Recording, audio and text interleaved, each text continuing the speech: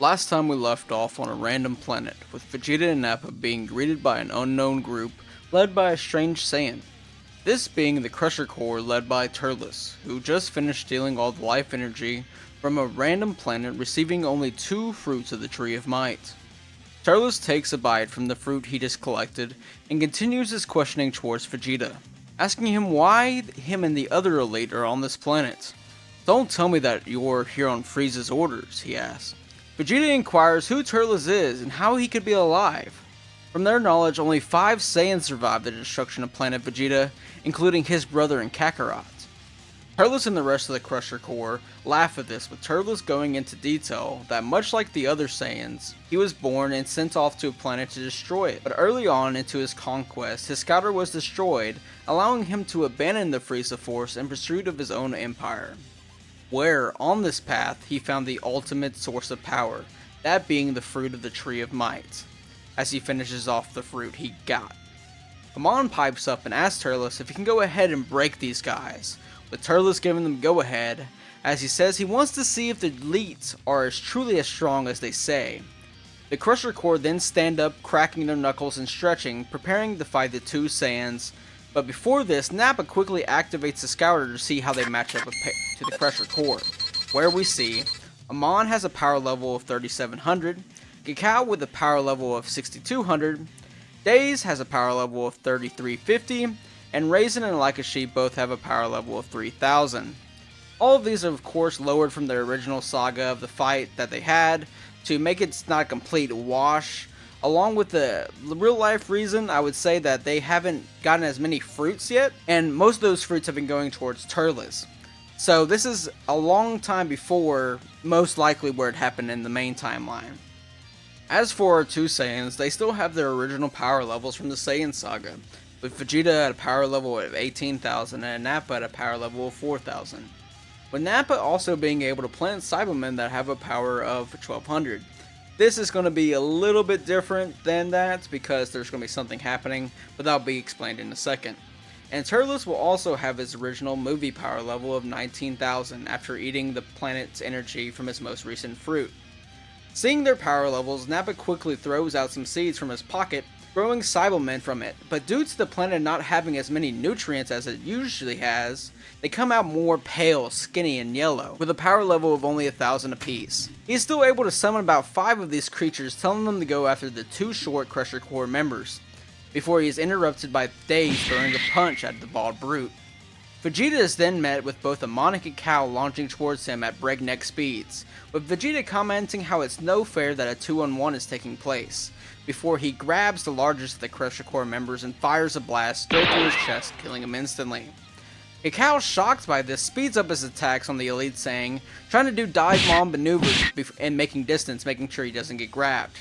Vegeta, taking this as more of a game, lets it happen a few times before, after the last kick, he grabs Cacao and throws him up in the air, saying that he's a pathetic version of Birder before making him explode in dirty fireworks, much like he does with Kui on the planet Namek. The group of Cybermen aren't pairing well against Raisin and Laikashi, with most of them being killed off before any damage is really done. But a few of them are able to take a surprise attack on Laikashi, grabbing him and detonating him, killing the small Crusher Corps member instantly, with his body laying lifeless on the floor. Raisin, enraged by this, kills the remaining Cybermen. Nappa is having a rough time with Days, but is on the upper hand. They're exchanging blows back and forth, with Days backing up and throwing a meteor ball, which is overpowered by Nappa's mouth beam. Nappa then fires off a volcano explosion, sending Days back onto the ground.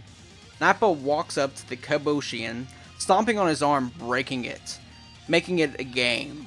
Vegeta tells Nappa to stop playing with his food or he will finish it for him. Nappa agrees, firing a blast into Days, then walks off towards Vegeta, decently battered by his fight.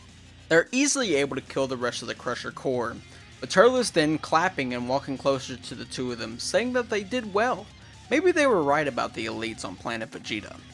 Vegeta, enraged by this sarcastic remark from a lower class Saiyan, tries to throw a punch at Turles, with it easily being blocked, then throwing him onto his butt. Nappa then fires a surprise ki blast, with it being swatted away easily by Turles in a blink of an eye, then hitting Nappa in the gut, knocking him out instantly. Vegeta is surprised by the mere speed of Turles, barely able to see that punch to Nappa. He tells Turles that he is strong for a lower class Saiyan, but he is no match for the Prince of All. But since he did kill most of his crew, and he does feel a little gracious today, he will allow Turles to join him and Nappa. Turles says that he doesn't care what class of Saiyan he is, that he will be the strongest in the universe, that Vegeta nor Frieza will be any match for him before starting their fight. Turles charges into Vegeta starting their fight. Both of them are close in power level terms, but Vegeta is slightly lower, and he did already have a fight and took a few blows from the Crusher Core, making him a little bit behind. Turles is starting fresh after just eating a fruit from the Tree of Might. They last for a few minutes, with neither of them letting the other have more room than the other, or room to exploit. That is until Turles launches a kill driver at Vegeta, with the Prince dodging. Or did he really? Turles wasn't really aiming for the Prince's body. Vegeta then feels a sharp pain in his back, and he looks down to see that his tail is gone. Turles, then seeing his chance to finally kill the Prince, creates a power ball, launching it up into the air. Turles then transforms into a large great ape, using his foot to stomp down on Vegeta. At this time, a little bit further off, Nappa wakes up from his being knocked out, and he sees the second fruit that the Crusher Core left before starting their fight. He quickly, yet quietly, walks towards the fruit and grabbing it without being noticed. Turles on the verge of killing Vegeta, grabbing him between his palms, crushing him much like Vegeta does to Goku during the Saiyan saga, starting to crush Saiyan's bones. That is until Turles starts to de-transform, as Nappa launched a mouth beam severing the Great Ape's tail. Vegeta is then dropped, creating a crater down where he landed. Nappa then flies over to the barely alive Prince, feeding him most of the fruit that he got. Vegeta, feeling rejuvenated by the fruit, stands back up and starts fighting the de-transformed Turles, knocking into him into the ground. But before he is able to kill him, he asks Turles if he has any seeds left from the tree.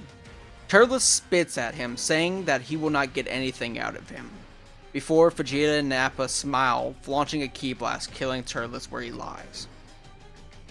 Vegeta and Nappa's wounds not catching up to them have to take a minute to gain their breath. Vegeta asks Nappa if he has what's left of the fruit that he fed him. Nappa showing the Prince, then informing him that their pods were destroyed in the battle. Vegeta says that the Crusher Core had to get here somehow, before telling Nappa to go find their ship and bring it over to him, before laying down on a rock next to him. With them now gaining the power of the Tree of Might, how will Earth and its fighters pair up to them? But before that, we head back to Earth, with it being in the last days before Raditz estimated time that the Saiyans would arrive. The Saiyans and the Z Fighters are in the Pendulum Room, with the Z Fighters fighting two large Great Apes, but they aren't going for their tails. They are doing combo moves trying to take out the Great Apes without going for their known weak spots. We have Krillin trying to blind them with a solar flare, within the Crane Skull students using Dodon Ray and a Tri-Beam to knock down one of them, knocking at their feet. And then we have the Turtle Skull fighters using a Kamehameha to knock down the other. The room then changes back to its original pattern, with clocks around the wall and a more metallic atmosphere, with the Great Apes having been Raditz and Gohan. The former then two standing back up and saying that the humans are coming along well, but that in the real fights that they have to go immediately for their tails to actually win. Krillin says that the Saiyans don't have a chance after their training, throwing two Senzu beans to the two Saiyans to heal their damage from the training.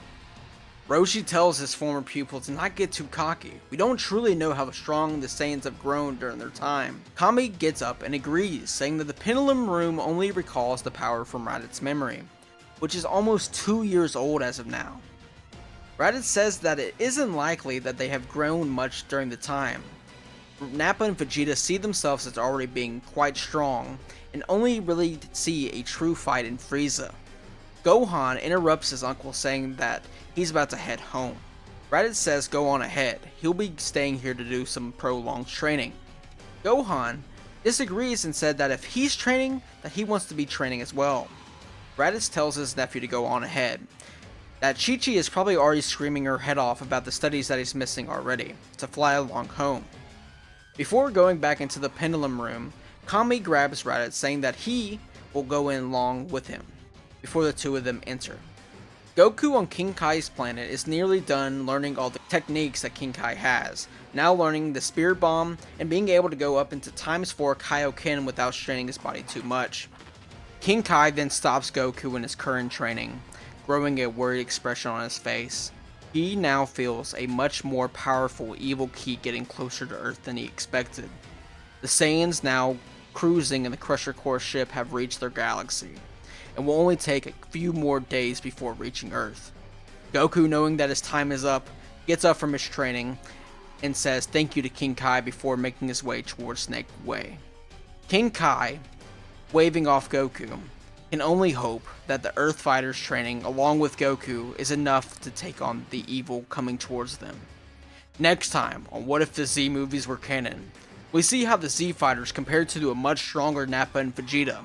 Will Nappa and Vegeta try to implement the Tree of Might onto the Earth? Will Goku being there from the start be enough to change the outcome of how many people die? Will the Earth be safe?